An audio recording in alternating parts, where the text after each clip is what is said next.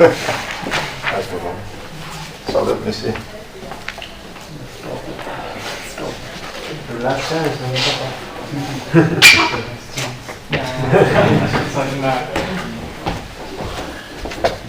How do you start the recording? You have to make the pause. Make it like that. It's not Okay, take that. you do it. This.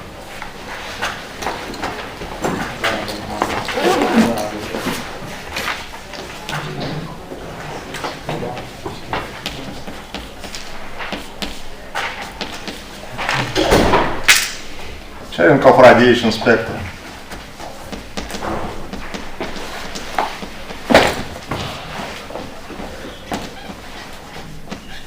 So, as a function of wavelengths, lambda, and this is number of photons per unit of lambda, the dependence was like that. It's 1 over lambda square, and then it was sharp cutoff. Now, the visible light is somewhere here.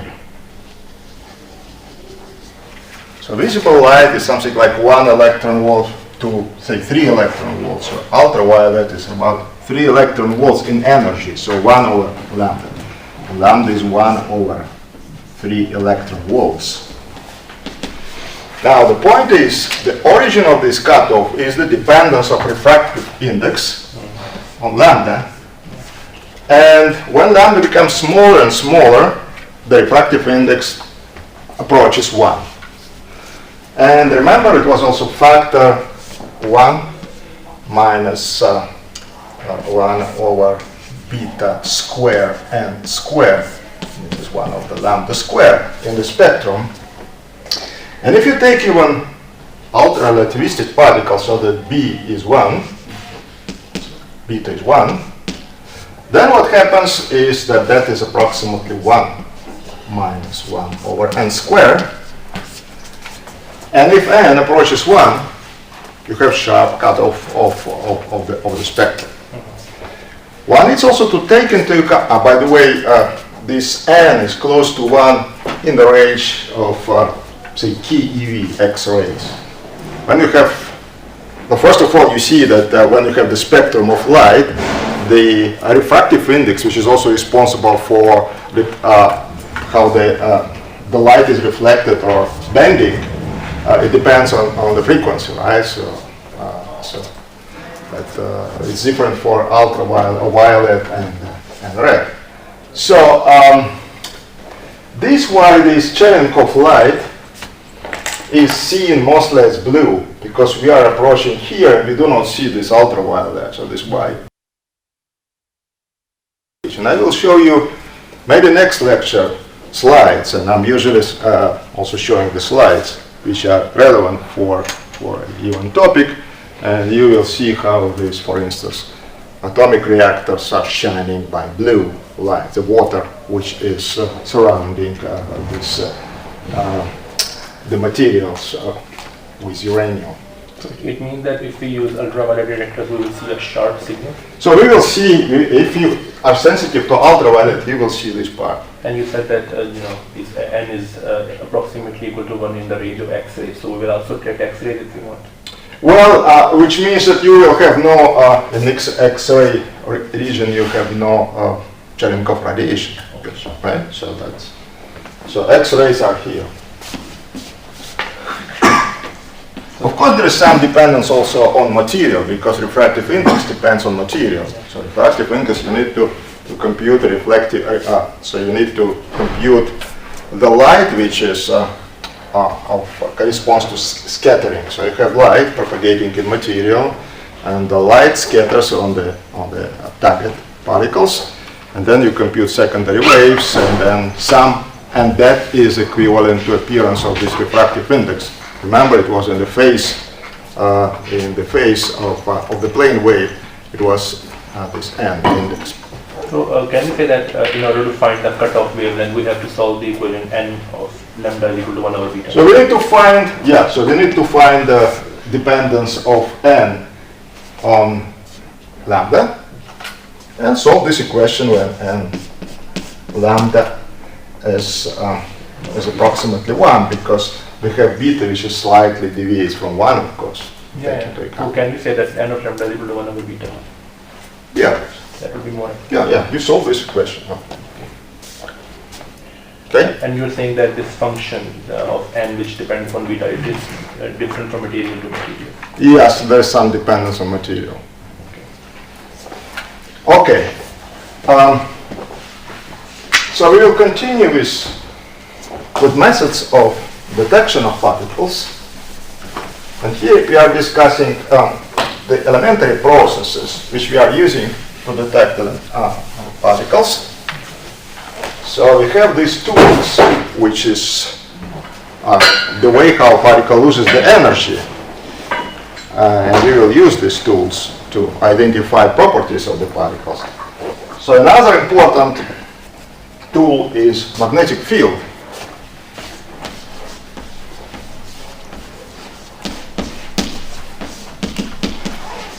So if we have charged particle in the magnetic field, what it will do? So it will have a circular trajectory, and the radius, which is Larmor radius of the trajectory, is given by momentum,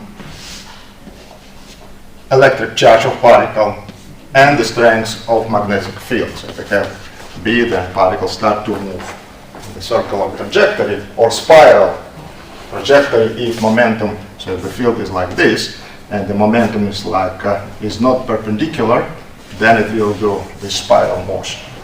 Okay. Now this radius follows from equality of two forces. One is centrifugal, which is proportional to the momentum of the particle, and this one, which is actually attractive particle to the center.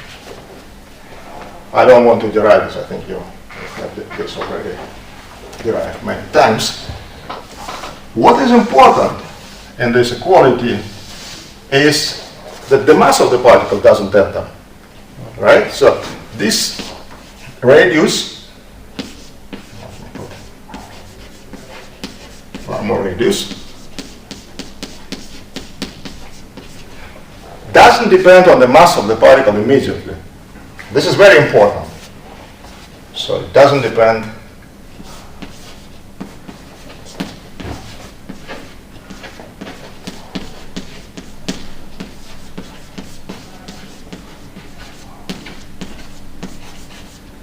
This means that even if you don't know the mass of the particle, you can measure momentum of the particle, and the P is just given by B times the radius. So in this equality, you know what is B?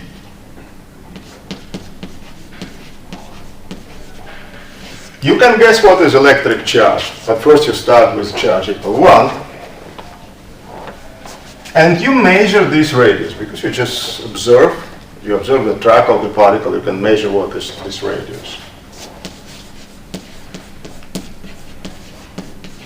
So in this way you can determine P. By the way, this formula is clear, so the bigger momentum, then the bigger the radius, because you have more tendency that particle will not be attracted by or banded by magnetic field. Okay.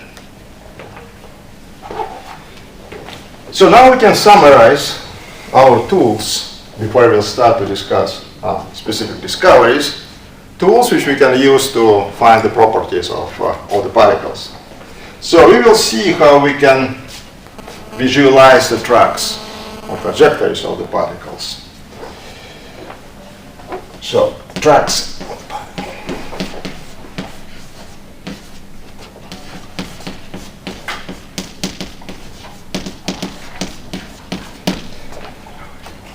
We can measure, if we apply the magnetic field RB.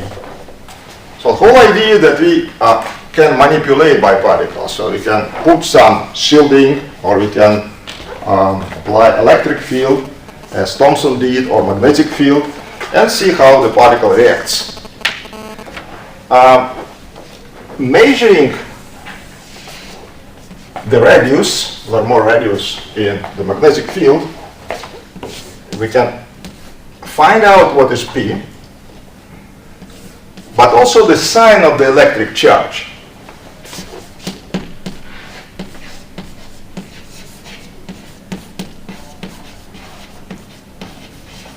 Since depending on the charge, you will have bending in different directions. So if it's say positive, then it will be like this. If it is negative, it will be like that.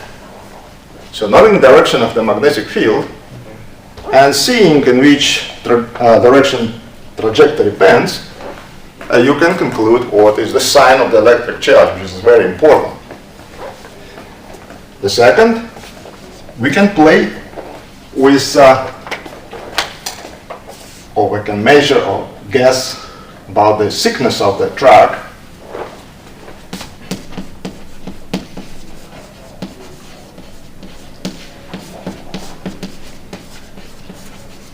Which gives us dE over dx. And this dE over dx, again I'm repeating what we have already studied, is proportional to the mass of the particle squared over P squared in the case of ionization.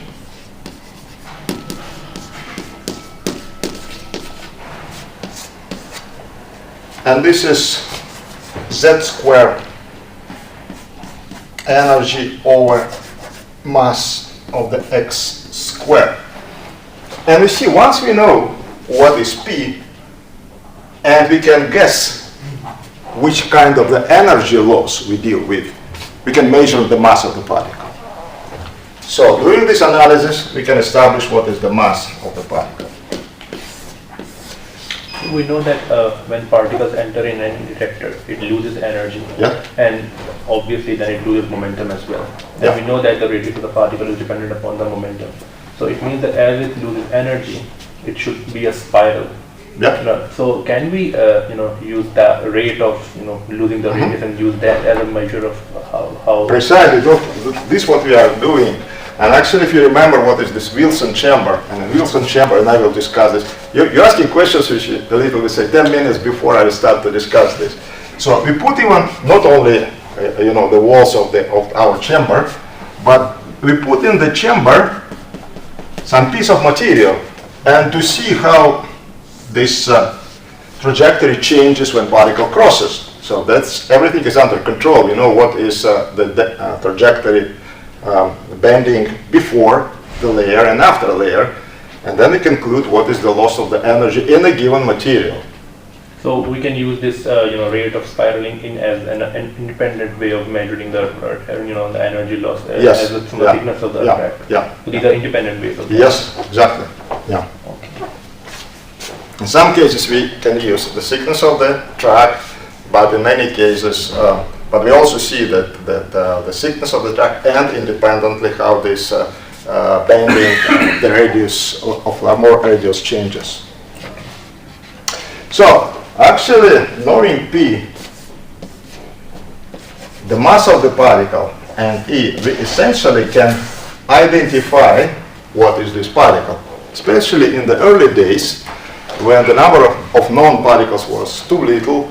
Then already measuring these parameters, you can say if this is something which is already known, or you deal with a new particle.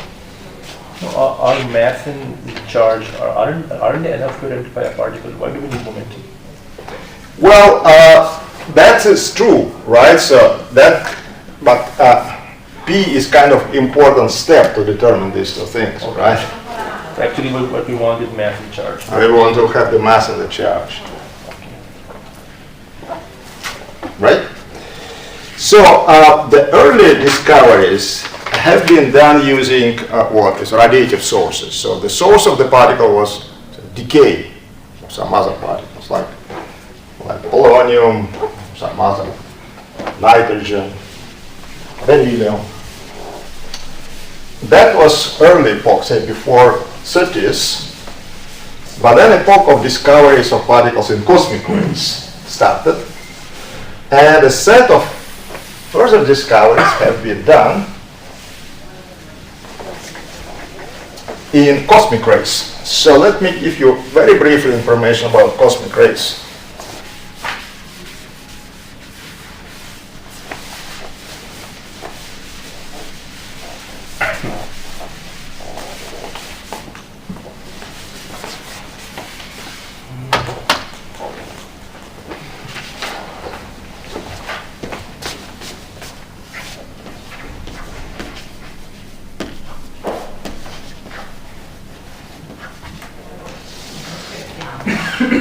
So the story started in the beginning of 20th century when people observed spontaneous discharges of electroscopes. So what is electroscope? Two plates, then you rotate, there's some friction, and then these plates become charged.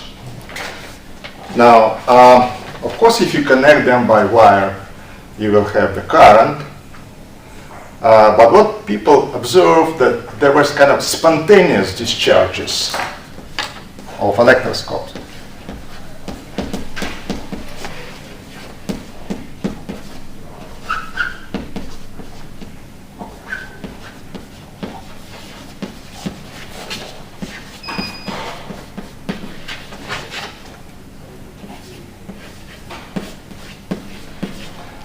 Which testifies that there is some ionization between the plates. So it seems that there are some particles which are actually moving, crossing electroscope, produce here ionization. And when you have ionization, then that facilitates discharges. So the question was, so what is the origin of these particles which ionize the medium between the plates and therefore lead to discharges?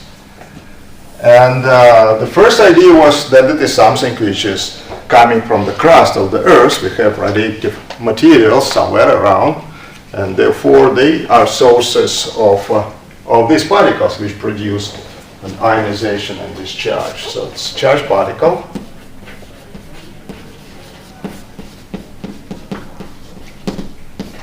Produces ionization, and then ionization leads to discharge.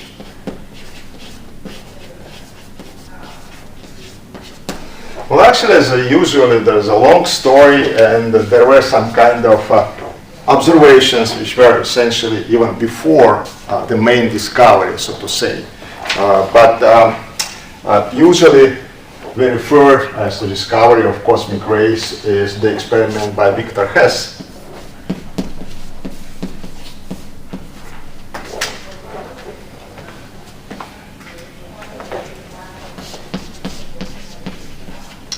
Who in 1912 made the following measurement. So the idea is to check if this discharges rate changes or not if you will put electroscopes higher and higher, so further from the surface of the Earth. And therefore, if the origin of these particles has some radiation in the crust of the Earth, then you would expect decrease of the rate of discharges with the height. So what Victor Hess did, so he used a balloon, and he was sitting in this, how to call it, this basket, attached to balloon, and measured the rate of discharges of electroscopes.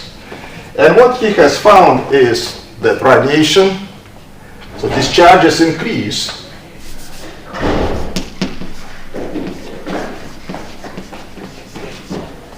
discharge rate increases with height, and therefore this means that radiation which leads to ionization increases.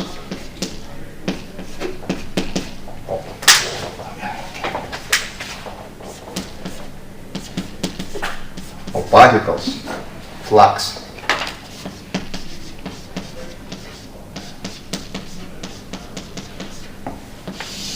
So the conclusion was that the origin of these particles is something which comes from above, from have it somewhere from outer space. So these particles which come from outer space are called cosmic rays.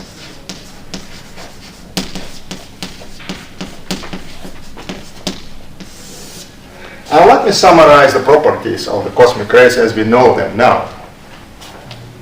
So what's interesting, that story with cosmic rays is still not finished, and we don't know precisely what are the sources of these cosmic rays.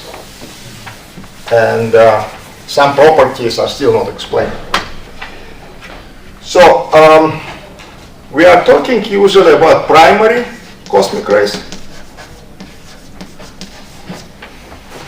Those who are hitting the atmosphere, coming from outer space, from galaxy or maybe from extragalactic sources. So these are primary cosmic rays. And there are secondary.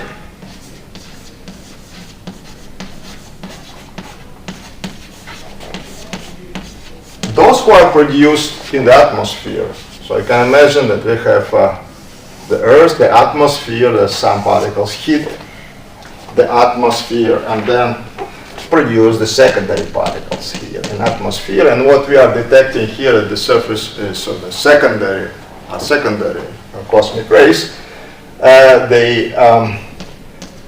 The size of the atmosphere is something like 12, 15 kilometers, but sometimes interactions already started at higher height, something like 20 kilometers, 20, 30 kilometers. Already you may have some interactions. Okay. Now, do we include microwave background radiation in cosmic rays? No. So all the microwave radiation plays a crucial role, which I will tell you now. So what are these primary cosmic rays? And this is known at relatively low energies. When we have even satellites, there are satellites which measure these primary cosmic rays, and we know that there are protons, electrons, nuclei. So those are the main components. Protons, gammas, nuclei, electrons. And what we know now that there's a flux of neutrinos, measured neutrinos coming from the cosmos. Now what's going on further? Suppose you have electron which is heating, or gamma which is heating the atmosphere, and in this case we have electromagnetic showers developed in the atmosphere, which means that if you have electron interacting with materials, with atmosphere, it produces radiation, gamma. Now, photons, in the presence of electric field of nuclei, produces the pairs, electron-positron pairs. I haven't discussed this process, but let me mention this now. So, of course, photon in vacuum cannot produce electron-positron pair, or can produce it as a virtual pair, which is we call polarization of vacuum. However, in the presence of nuclei, so let me put pair production. E plus E minus pair.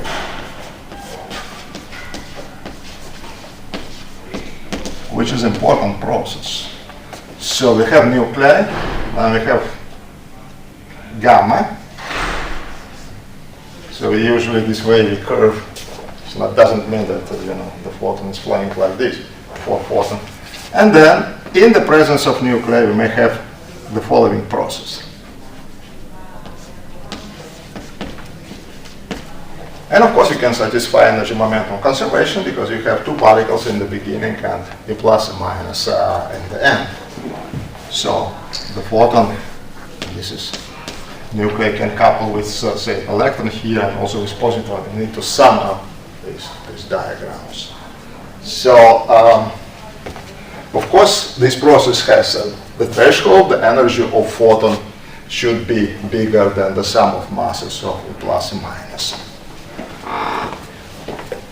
So what happens is that it produces E plus and minus, then E plus and minus, they also in turn radiate photons, and here are photons, E plus and minus, and here again photons. And there is a proliferation of these electrons, positrons, and photons. And so we have kind of shower of these particles. This is what we call also electromagnetic cascade.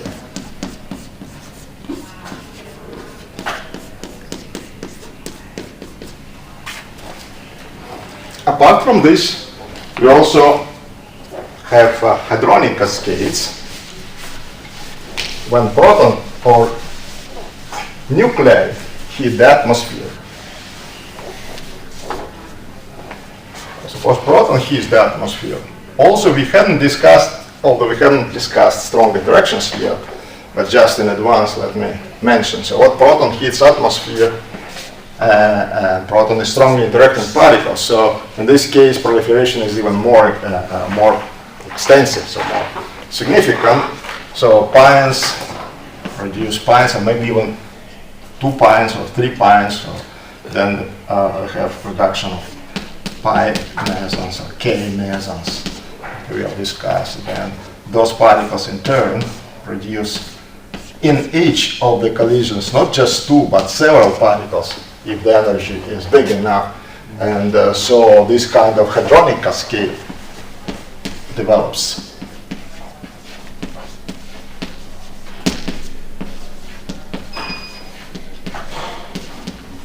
And the number of secondary particles in this case can be as big as 10 to the 8 at the surface, or in maximum 10 to the 8 particles. So in this case we deal with these extensive atmospheric showers.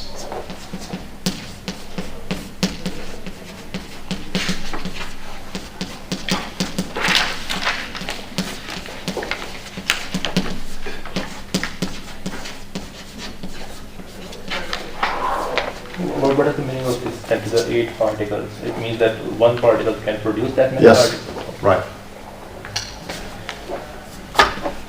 Is it possible to from the shower trace like what is the direction of the production of the original particle? Oh yes, so I will show you again some plots. And now people observe how, first of all, there are different methods to see this, but now since we can detect radiation from this development of the showers, we can really see the trajectory, how the shower develops. So if you have atmosphere and the particle is arriving, and so that it produces this huge amount of secondary particles. And the area of these secondary particles can be a few kilometers at the Earth, so it's not a joke.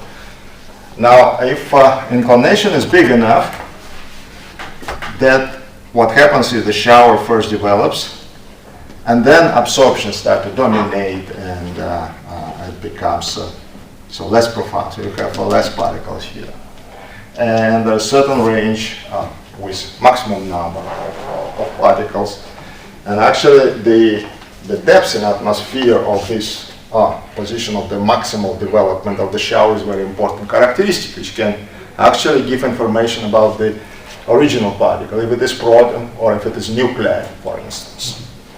Do we have such particles from the sun? Not of such a high energy.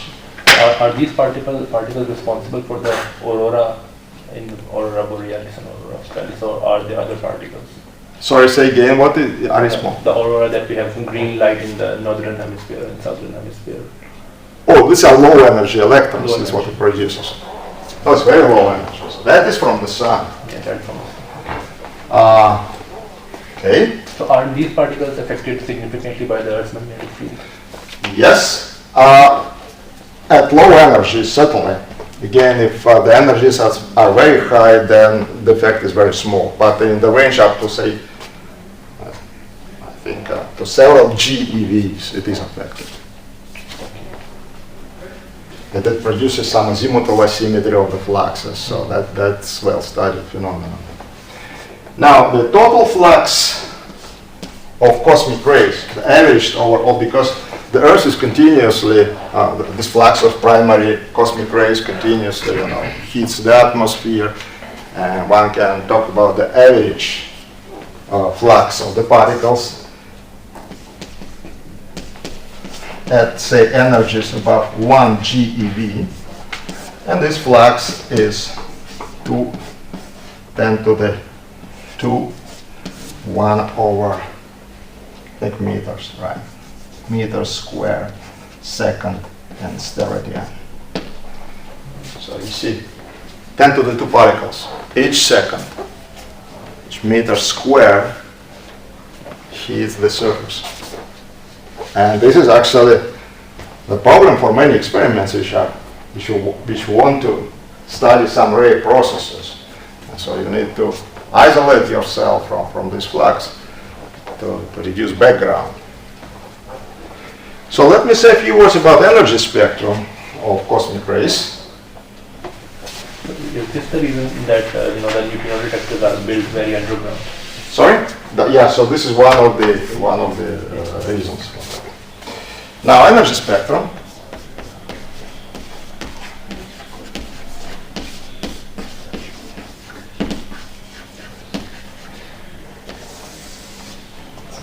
It has very interesting features. Oh, maybe I need to have more space, and I will do this here.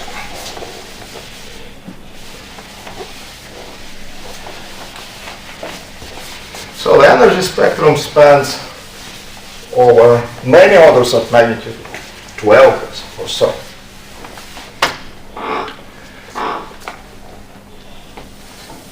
It's number of particles over dE. So it's falling down spectrum, but sometimes people are using n over dE multiplied by energy cube, so that to have more flatter spectrum. The spectrum is falling down, which means that the number of particles strongly decreases and the flux decreases with energy of the particle. And let me put some important scales. So that's 10 to the 9 electron volt. So 10 to the 15, 10 to the 18,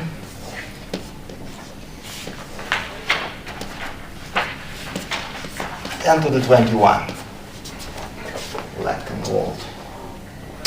So the maximum is somewhere here, around 1 GeV. Then the spectrum is decreasing, like energy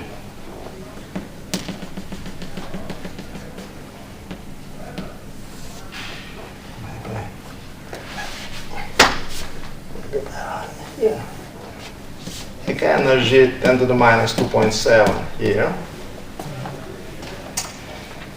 Then at 10 to the 15, the character of dependence of the spectrum on energy changes, and it becomes more sharp, and it's up to, say, 10 to the 17, somewhere here, so it's sharper. Then again becomes flatter, 5 10 to the 19, so it's 10 to the 19, somewhere here. And then it becomes flatter, and there is a cutoff of the spectrum somewhere here. So there are these important energies. So usually to this point we refer as a knee of the spectrum. So this is as ankle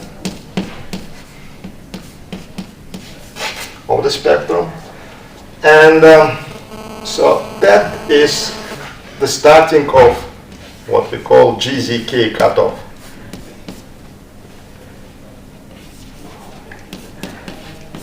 Of the spectrum. So can you guess what are the origins of such a change? Somebody knows? Okay. So it looks like that this part of the spectrum is produced in our galaxy. And the mechanisms, so we need to have acceleration of the particles. So this is the main problem. So of course there's a lot of protons and electrons around, but the point is how to accelerate them to so high energies. Sorry, so this is the spectrum of the primary cosmic rays, yeah. Because, so this is 1 GeV, you see. So here is somewhere TeV, so this is 10 to the, this 1 GeV, so here TeV is here. You can imagine that what are the energies. So LHC somewhere here.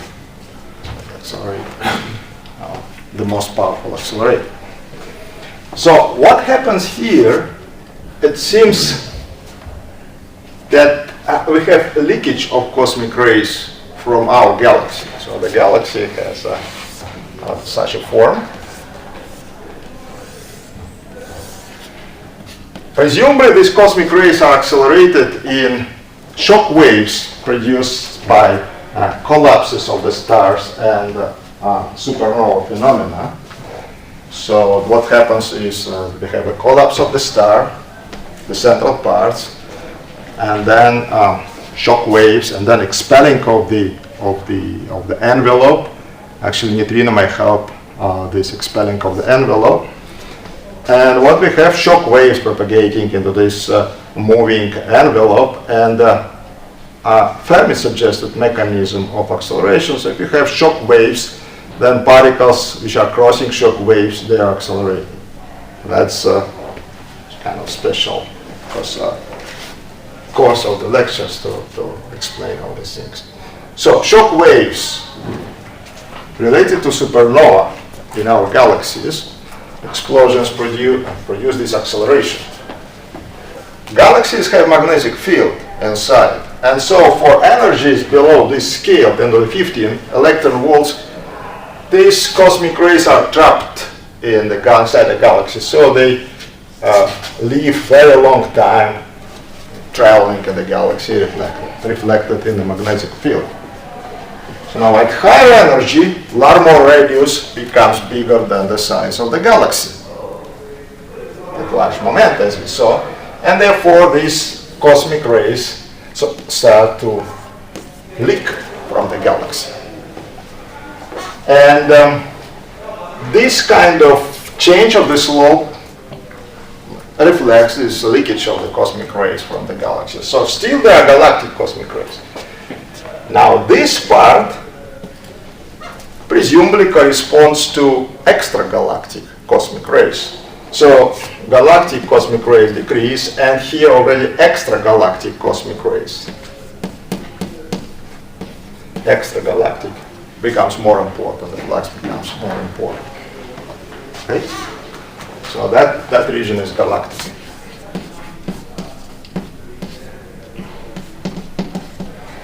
And also in the galaxy we have no sources, it seems, which can accelerate particles up to very high energies. We need to have much bigger accelerators for this. Even our galaxy of supernova envelopes are not big enough to produce such an acceleration.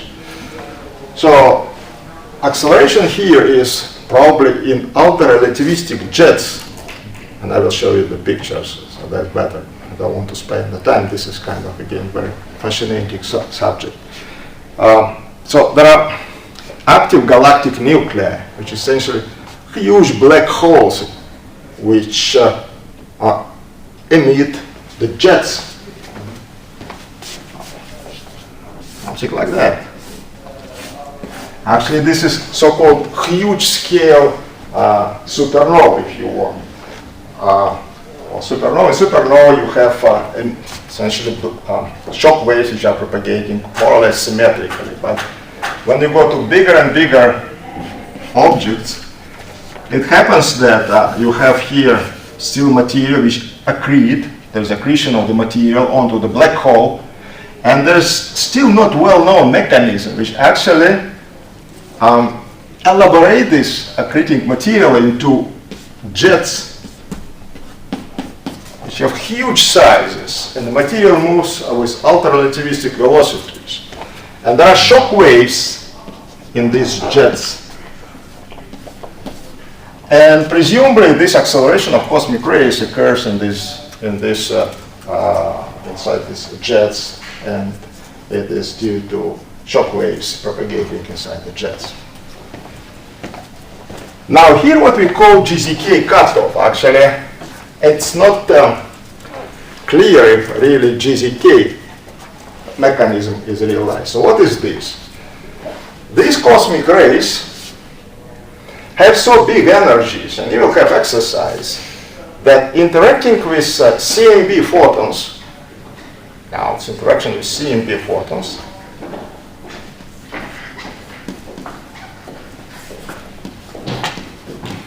which had this average temperature 2.7 Kelvin, they are so high of energies that they can produce pions in addition. So if you have, say, proton here, and interacting with photons, they can produce, say, neutron and pi plus, or again proton and pi zero. And this is the source of energy loss, because you produce a new particle here, and therefore the initial particle loses the energy. I think in this process, the delta particle will also be produced. Right, so I don't want to specify this now. So what happens actually, since this is at the threshold, what happens is you have a proton, and it absorbs gamma, and what is produced is delta resonance, which then can decay into, again, protons and pi zero, or neutron and pi plus.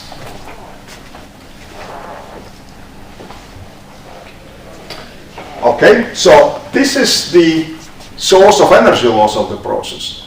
And the energy loss is so efficient that that actually produces this cutoff of the spectrum, which means that, say, the protons from the distances bigger than say 50 megaparsecs. Our galaxy has the size, so from us to the center of the galaxy is around 10 kiloparsec. And so just to have relative scales, and effective absorption occurs at the distances 50 megaparsec, or 50 10 to the 3 kiloparsec. So at the distances something like 10 to the 4 times bigger than the distance from us to the center of our galaxy. Okay? That's intergalactic. Those are intergalactic distances. Yeah, sure, absolutely. So, and as I said already, the source of this ultra high energy cosmic rays is some objects which are not like our galaxy, but some these active galactic nuclear blazars, quasars, things like that, and they are quite remote from us. And therefore, due to this absorption on the CMB, cosmic rays can reach us only from quite close objects to us. So this is the origin of this cutoff.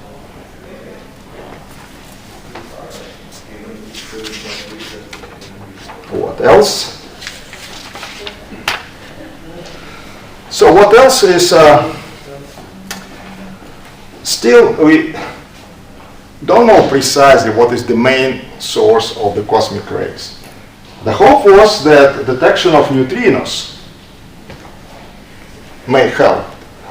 So you see we have here secondary particles which eventually produce neutrino, and the idea is that since protons deviate in magnetic fields, and actually even intergalactic space there is a magnetic field, and so for this reason even detecting these high energy protons we cannot say that, okay, so they came from this space, this top point of the space, because of this change in the magnetic field. However, neutrinos have no such a kind of deflection effects. And therefore, the idea is that if you detect neutrino, high energy neutrino, which actually production of this neutrino is associated to these cosmic rays, then we can better identify the sources of the cosmic rays. That was whole the point of creation of this huge detector IceCube. I will probably tell this later. It's in Antarctica.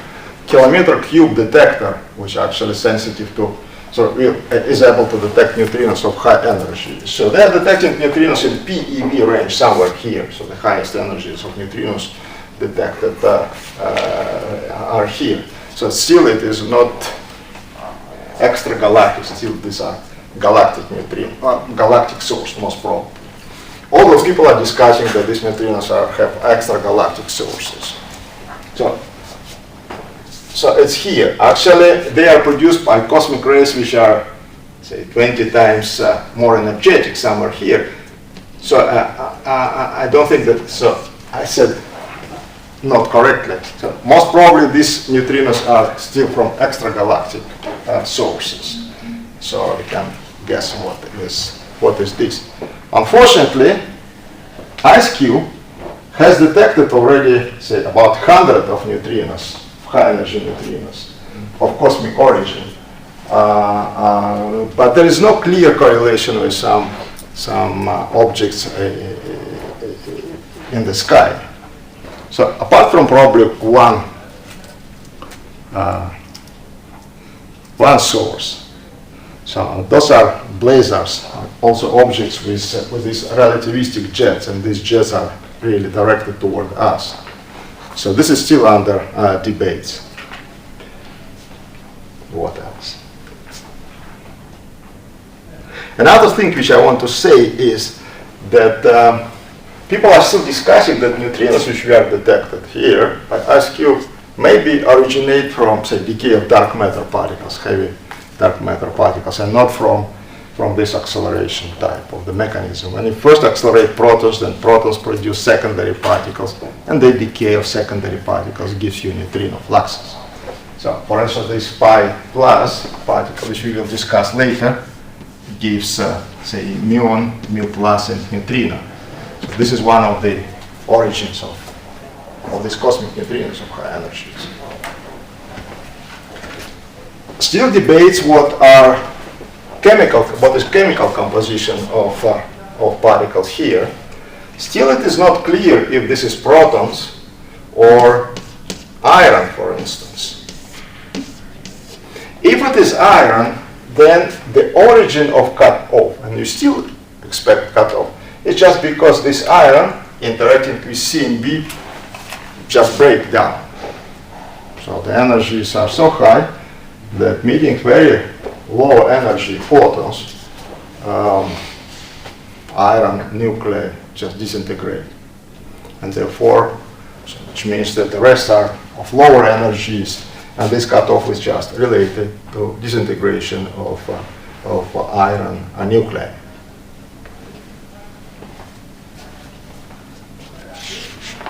In this ultra high energy jets, can we use the high energy of the shock wave to study possible interaction with dark matter particles? Interactions of what? Of the accelerated particles with dark matter in the medium. Well, it is not clear. In principle, yes.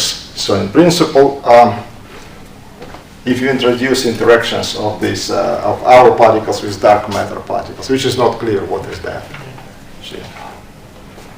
There's no way. So people are putting bounds on possible interactions of cosmic rays with dark matter particles or neutrinos with dark matter particles. So there is no clear evidence that such interactions exist. Because if such interactions exist, we have to take account of these interactions with the dark matter halo around the galaxy as well. Yes, true. Well, that was at some point, but this is too far. I don't want to deviate much from the course. Maybe I will discuss this later. So IceCube measured these high energy cosmic rays. And at some point they see some kind of dip in the energy distribution. So they see many events at low energies, 100 TeVs or so. And then there are several events in the range from 1 PeV. 1 PeV is 10 to the 15 electron volts. And there's another event, something like this. Spectrum looked like this. There are some events here, and some deep in this range of the spectrum.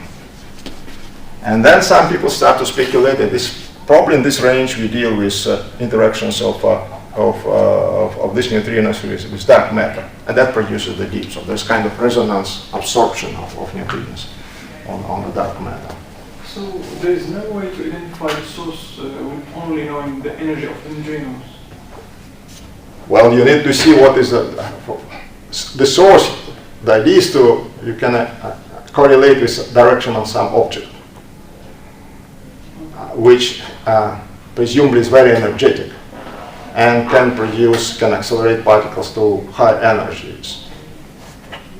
So very high energies. So when we detect neutrinos, we can't tell if it's from the primary. Oh no, the neutrinos are from primary, certainly. Certainly, But atmospheric neutrinos. So let me add. So the main problem here is the following: cosmic rays, usual protons, nuclei, they produce cascades, as I have discussed. These cascades produce these spines, which in turn produce neutrino flux. This neutrino flux dominates atmospheric neutrinos, as we are saying, at relatively low energies, say at energies below 100 TeVs. Certainly the atmospheric neutrino flux is dominating. Now, between 100 TeVs and PeV, it looks like the main source of events are these neutrinos coming from cosmic space, of cosmic origins. But it's always open issue. So do we subtract correctly? Because we cannot say, okay, this neutrino came from atmosphere and this neutrino came from outer space. But it seems that since we can compute what is the flux of atmospheric neutrinos, so we can subtract from total number of events the number of events expected from atmosphere.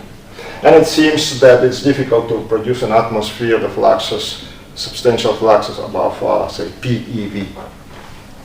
So those neutrinos are most probably from outer space.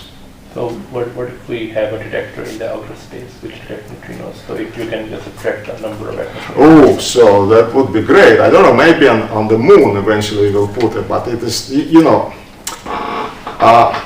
need really to have huge detector, because the number of these neutrinos is very small.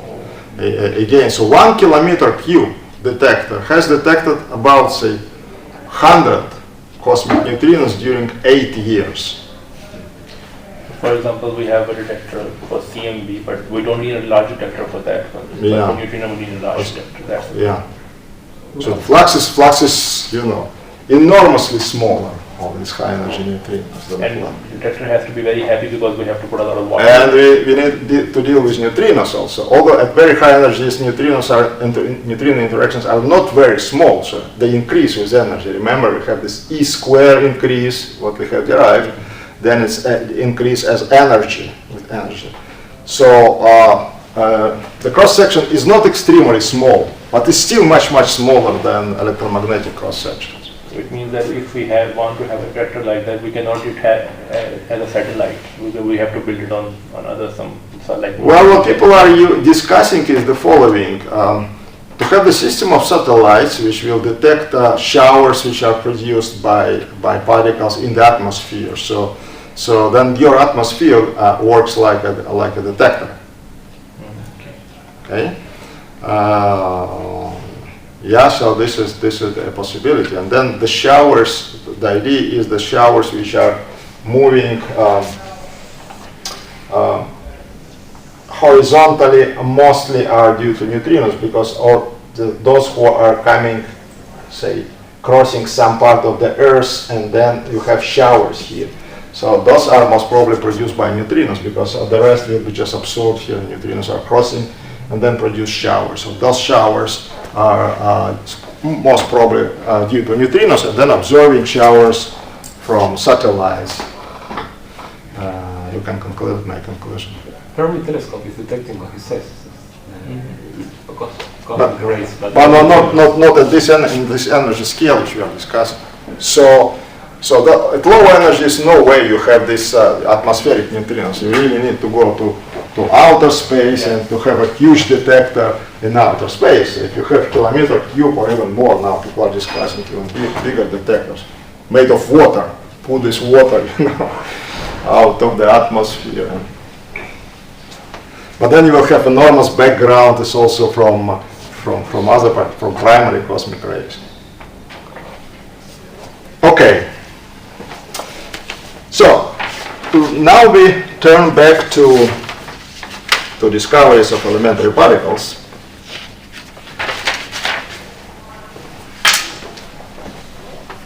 And we are in the epoch of very cheap sources of particles. So the nature produced for us these particles, accelerated them. So no need to have enormous accelerators that came later. By the way, GZK is for Grayson, Zatsepin, and Kuzmin. And Zatsepin was my supervisor.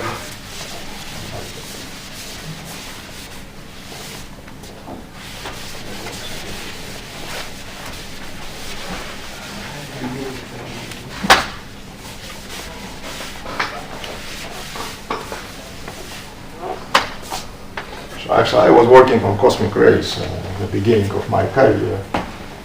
But I have no time to discuss this at length. So how we see particles? Okay, so coming back to again our main question. What we have studied to a large extent is elementary process, which is relevant for detection of the particles. So we have particle, charged particle,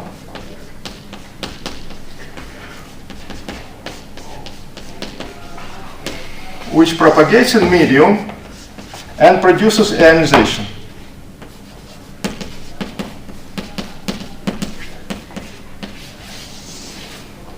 So particle produces ionization, so electrons and charged ions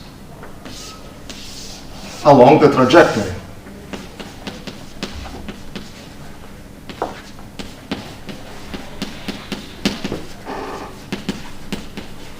And of course we do not see these ions, and we do not see electrons.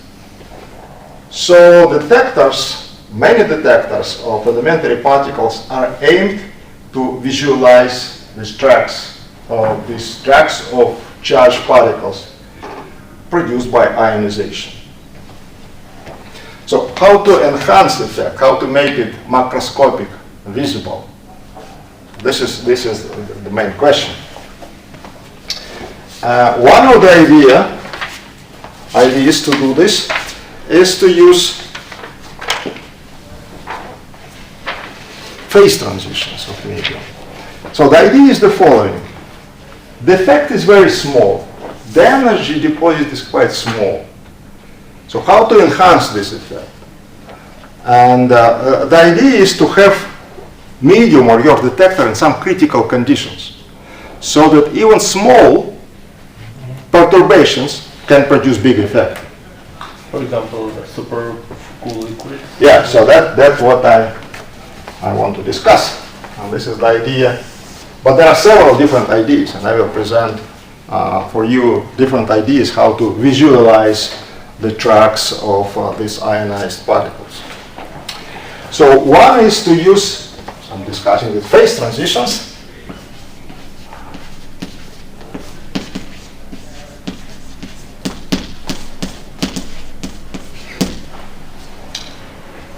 And to create detector which is kind of at critical conditions.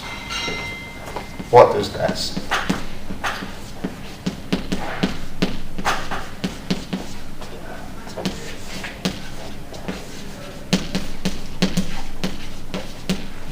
So to say, at the conditions when already you should have phase transition. And then some small perturbation can trigger what we are saying. Small perturbation trigger phase transitions. So let's see how it is realized. So this ionization triggers phase transitions.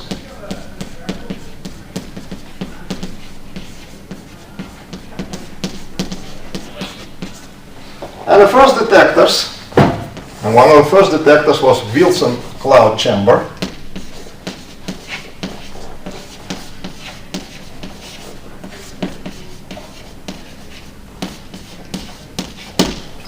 Is using phase transition between air or vapor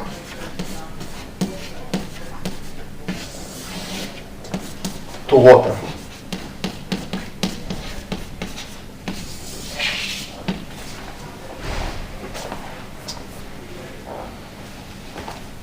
So, phase transition.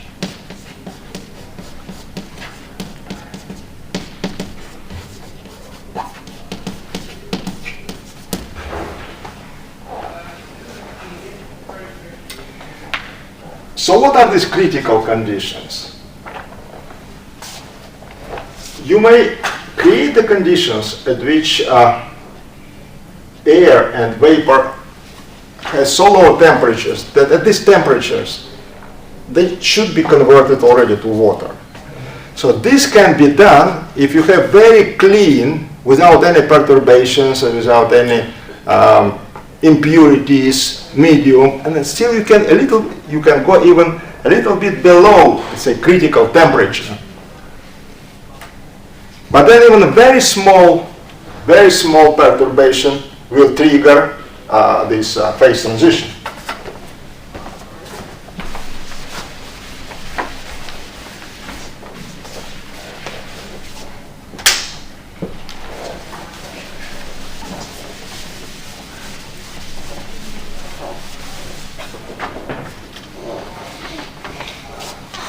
So suppose this is our detector space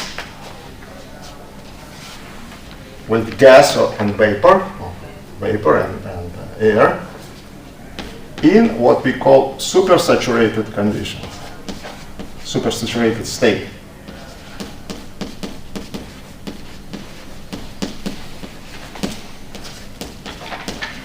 So you need to prepare such a state. You need to to create the detector in this supersaturated state.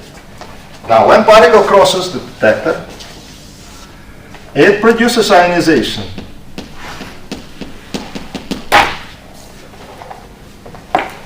So, ionization.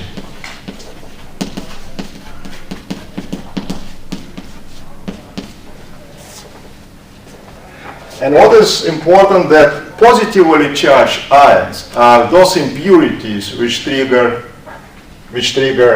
phase transition.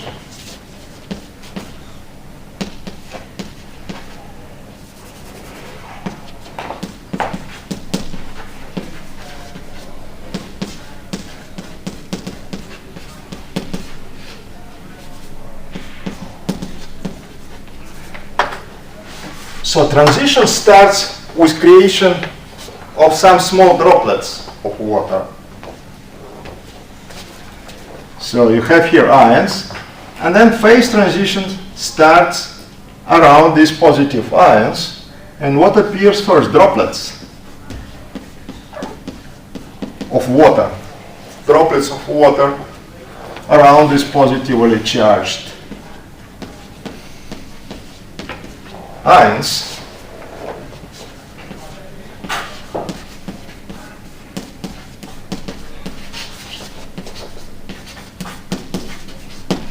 So these droplets start to increase quite quickly, and then they merge, and then all the space of your detector becomes water. So the idea is to make a snapshot at the moment when droplets are still small. And so you can see these droplets, and they didn't merge yet, And so you will see the tracks produced by these droplets.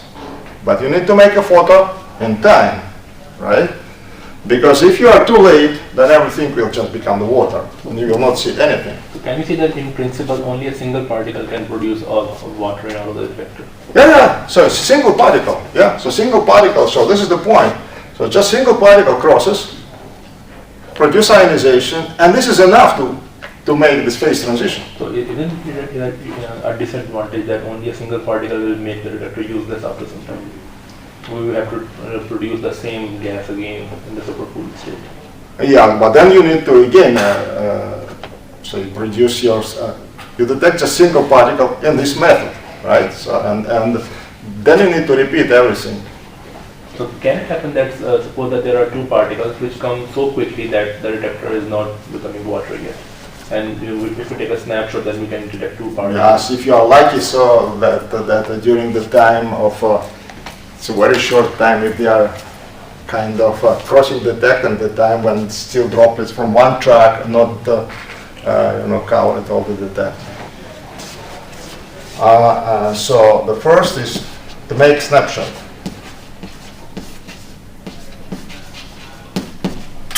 of your detector, and to see then this track formed now by droplets.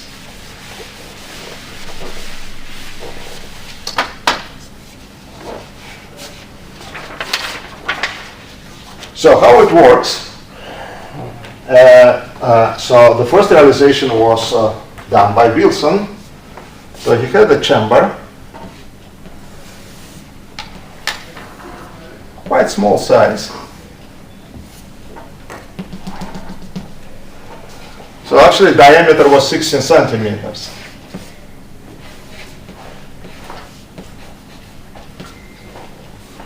And the width was 3 centimeters. This chamber was connected with pump,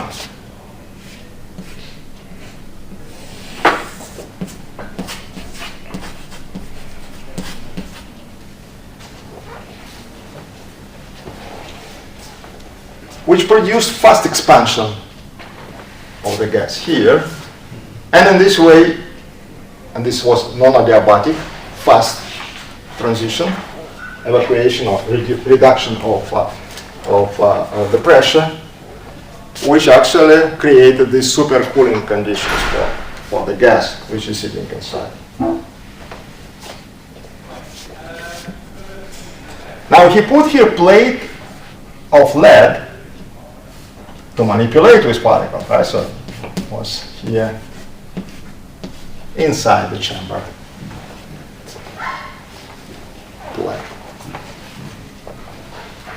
So the procedure was in 2 steps. First, you make this fast expansion using the pump of the gas here.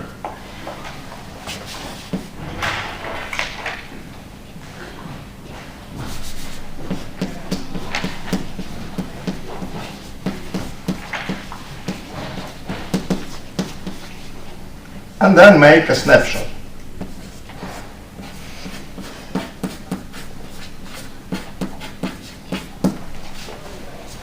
And what you see, and most probably nothing, it's just, okay, use this pump, made expansion, created your system in this supersaturated state, made picture, look at the picture and see nothing. And in very rare cases, and he repeated this many times. And then at some point he was lucky, Anderson, who did this experiment. And I'm discussing now, so let's start to discuss experiment with of Anderson. But anyway, concluding with this chamber. You need to be lucky because there is no trigger for all this system. Now we are doing much more clever experiments. But that time it was just accidental. So if in fact the particle crosses your detector just after fast expansion, and you manage to do snapshot in this time. So you need to have 2 coincidences essentially, right? then you are lucky, and then you will see the track. Okay? What's that plate for in the middle? The plate is precisely what we discussed here. If we see if the particle crosses, how it loses the energy. So this is made of lead. It's not accidental, which I discussed. So you see, the point is that we first visualize the tracks of particles, and second, we manipulate with our particle. We apply magnetic, electric field, put the plates, studying how the particle loses the energy. And this is the way how we study the properties of quantum. So now let me discuss the first discovery using this Wilson chamber. And that was discovery of positron.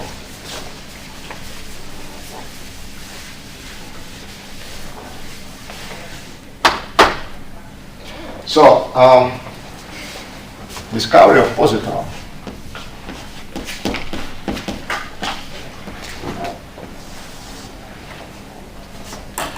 Dirac has written his equation in 1928.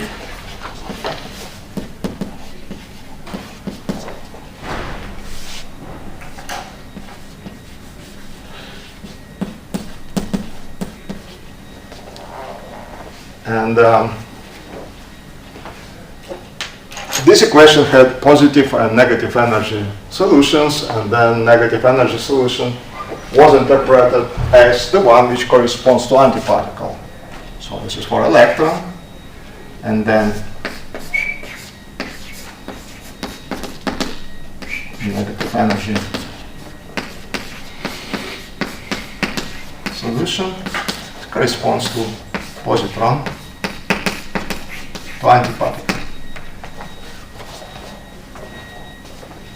Now Oppenheimer, and actually that follows from a question also, that concluded that the mass of the positron should be equal to the mass of the electron, which is actually the consequence of CPT conservation. Discovery of the positron has been done by Carl Anderson.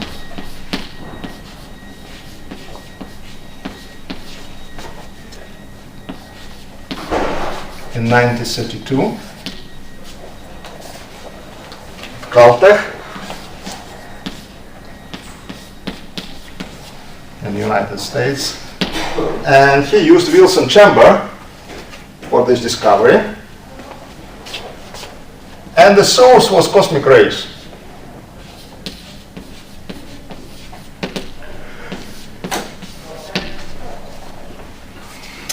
So let me draw the picture of this Wilson chamber from above. I will show you again the real picture. Probably many of you saw, because this is kind of classical picture in all the textbooks. So this Wilson chamber and the plate. Actually, the width of this plate was 0.5 centimeter.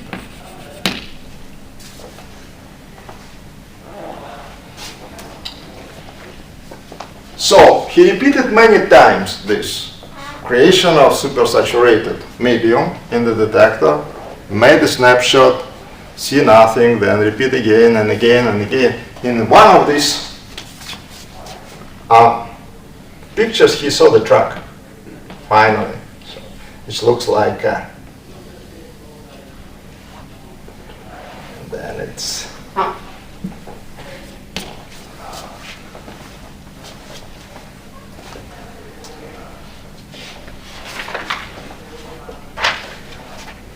so magnetic field, I think was 1.5 Tesla in the experiment, that way.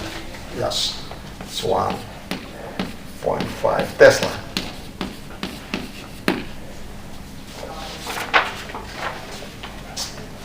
So what he concluded from this observation is the following, and this is analysis of the observation. This is observation, now analysis.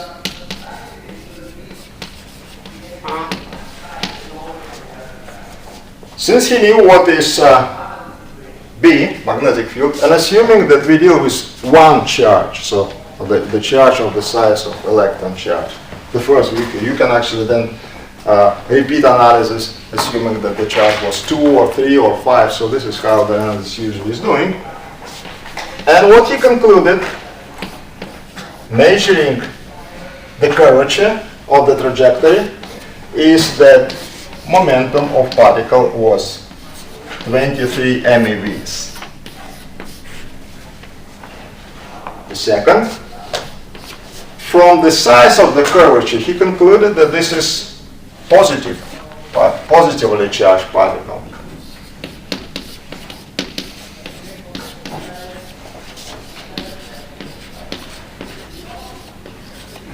Okay. Finally, sorry, that's I will continue here.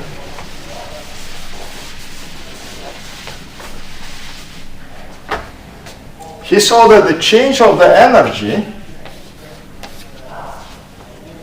after crossing the plate was significant. So delta E was comparable with E, with energy. So particle lose the substantial part of the energy because that momentum is measured here, and then he knows what the curvature here. He knows what is the energy momentum after crossing the plate.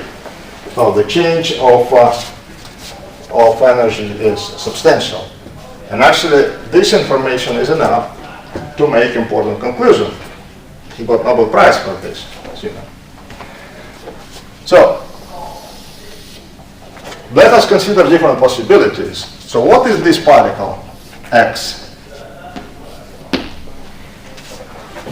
So by that time people knew just one positively charged particle, which is proton. So the question is if this X proton or not. And this is typical way how we analyze actually data. Now since we know what is the momentum, since momentum is, more systematically, since momentum is 23 MeVs, one concludes immediately that if it is proton, that is very non-relativistic. So this P is much smaller than the mass of the proton.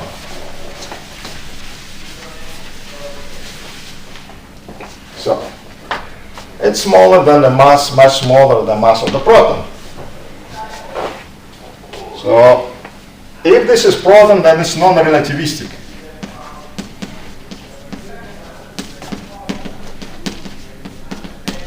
Therefore, it loses energy on what? On ionization, right, for these energies. Remember? So then it should be ionization.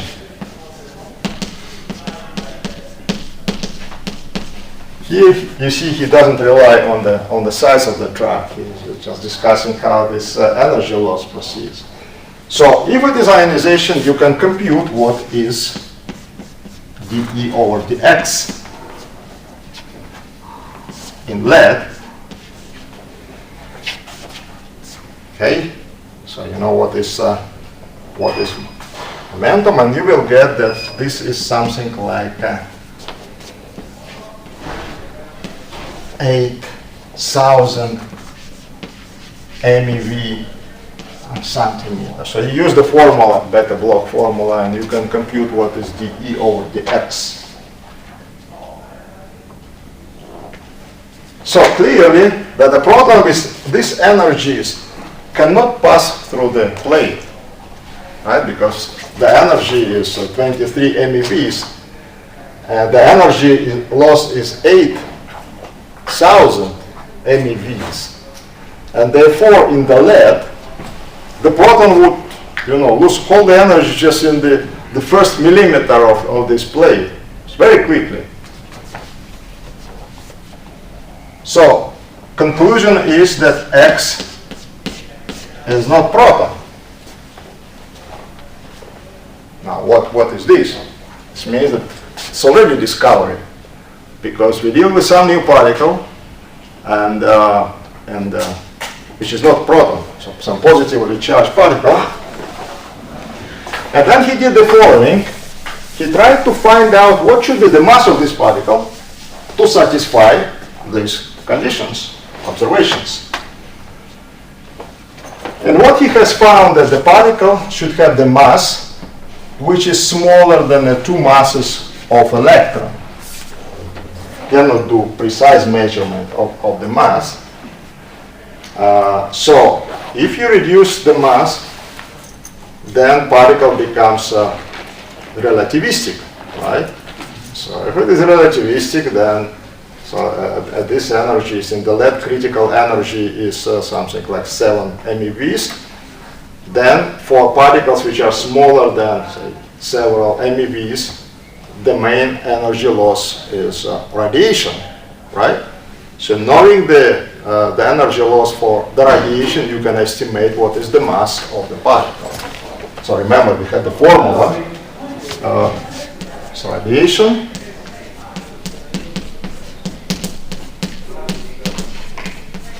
and therefore you can find what is this mx, and so this was his conclusion. That the mass should be smaller than two masses of electron, and then there were more precise determinations of this mass.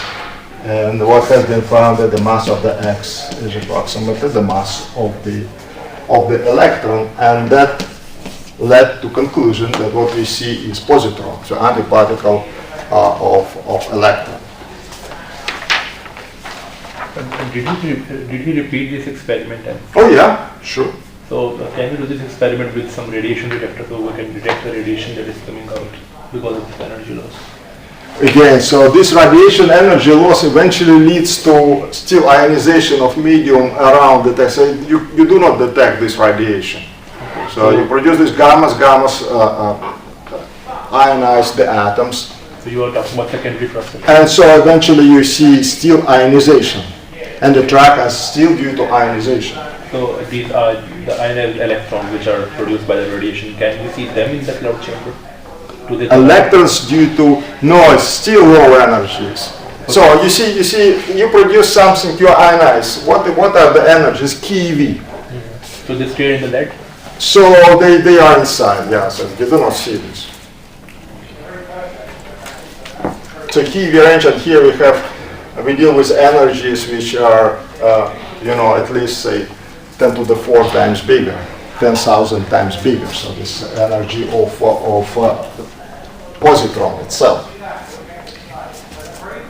And what you produce are, due to ionization, is very low energy electrons.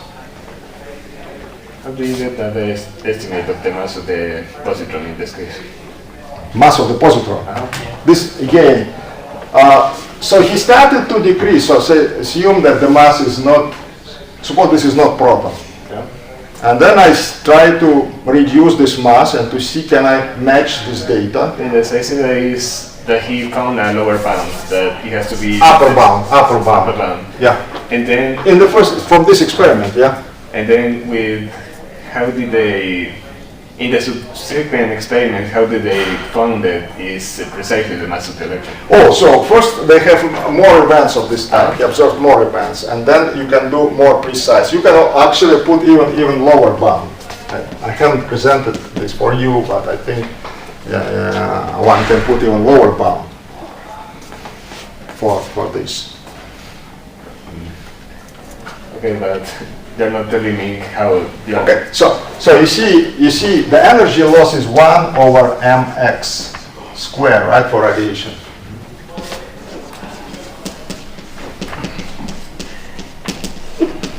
And then I try different masses. So I tried first, say, 900 MeVs, it doesn't work. Then I tried, say, 500 MeVs, it still doesn't work for the same reason. I reduced this dE over dx because I need to find immediately something with this dE over dx of the order of, say, 10 MeVs, centimeters. So then this particle can pass through this barrier, through this plate. Okay? So 10 MeVs. it doesn't work. I can check again what is the energy loss to make computations to find. So if I go to lower energies, then I need to use different formula, not for ionization, but for radiation. So then I'm using formula for radiation, and you remember this formula, and so dE over dx is inversely proportional to mx squared. And I'm just using this formula and getting this bound, some range. I'm not asking about the bound, I'm asking about the more precise experiment or more that get found for the... Yes, at this point, At this point it doesn't matter. the only what you can do, but you see, this is kind of discrete number of possibilities. Of course, electron mass has been made, or positron, very precisely in the further experiments, not of this type. Yes. But already the fact that it is not proton tells you that this is new particle. By that time, people discussed that probably there is a positron, which is antiparticle. And with this result, one already start to be suspicious that that may be the positron. With this method, I don't think that they can do very precise measurements. You need to have more events and more precise determination of these energies. So, I don't know what was precise. Maybe it was something like that. This mass of the electron 1 plus minus, say maybe 10%, maybe 20%. I don't want to cheat with it. Probably they use different detectors like solid-state. Oh, later, of course, we will discuss different detectors then when you can do precise measurements. Absolutely. But at this point, again, already the fact that you have some new particle which has opposite charge with electron, with respect to electron, and it has mass in reasonable range around the mass of the electron, already allows to make conclusion that most probably this is positron. This is new particle, first of all, and most probably this is a positron. Can you say that Anderson just told us that there is something else, something other particle which is positively charged but it's not But we positive? did no other particles. It could be, in principle. No, Even now we can say, okay, maybe this is not a positron, but some accidentally we have some particle with mass which is very close to electron mass. that would be But everyone can ask, where is the positron now? that would be a disaster. No. But you cannot imagine, people knew just proton, neutron, neutrino, who knows if they existed or not. By that time, it's just Pauli, at the time when Pauli has introduced his, so Fermi started to build the theory. So we can say that Anderson got Nobel Prize for showing us that there is a particle which is positively charged but it is not positive. No, so he made already conclusions that most probably this is a positron. And he got this Nobel Prize for discovery of positron. Is there a way to say if that particle is a boson or a fermion? Sorry? If that particle is a boson or a fermion? Well, in this experiment, no, but so, you see, we don't know what is the source. The source is something came, so we have no idea even how it was produced. So the only information is this. Okay. Of course, if you identify this with positron, then spin is 1/2 because of electron. So we can do the same experiment but with the electrons. So we get everything similar, just... Yeah, they observed later, events with electron. And we will see that with this detector they observed even some other discovered new particles. So next lecture. Okay, so some more questions asked. And by the way, starting from next